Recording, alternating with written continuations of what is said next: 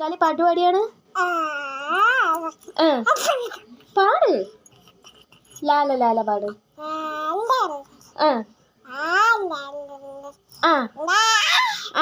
ഇനി ചക്ക ചക്ക പാടിയാണ്. ഇനി താറാവ് എങ്ങനെ വിളിച്ചത്? ഡക്ക്. മക്ക ബക്ക. ടോബീനെ എങ്ങനെ വിളിക്കണ നമ്മള്?